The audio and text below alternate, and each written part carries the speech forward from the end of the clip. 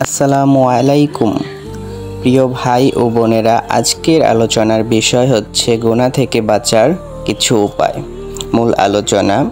আমরা সবাই মানুষ, আর মানুষ হবার কারণে গুনাহ হয়ে যায়, কিন্তু আল্লাহ তাআলা কোরআনে বলেছেন, তোমরা আল্লাহকে ভয় করো, নিশ্চয়ই আল্লাহ গুনাহ মাফকারী ও পরম দয়ালু। সূরা আন-নিসা আয়াত ১২৯। নিশ্চয়ই সালাত মানুষকে অশ্লীলতা ও মন্দ কাজ থেকে বিরত রাখে। সূরা আল-আনকাবুত আয়াত ৪৫। গুনাহ থেকে বাঁচার কিছু সহজ উপায়। নাম্বার ১, নামাজ কায়েম করা। রাসূল বলেছেন, ৫ ওয়াক্ত সালাত এক জুমা থেকে আরেক জুমা এবং এক রমজান থেকে আরেক রমজান, এগুলোর মাধ্যমে মধ্যবর্তী গুনাহগুলো ক্ষমা করা হয় যদি বড় গুনাহ থেকে বিরত থাকে। সহিহ মুসলিম।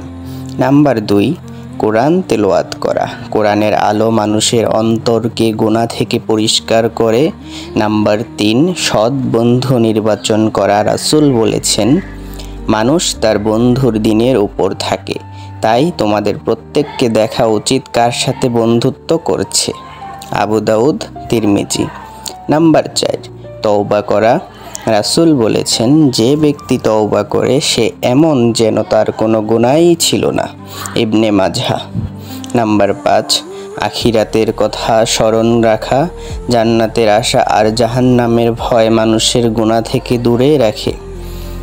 প্রিয় ভাই ও বোনেরা, গুনাহ করা সহজ, কিন্তু এর শাস্তি অত্যন্ত ভয়াবহ।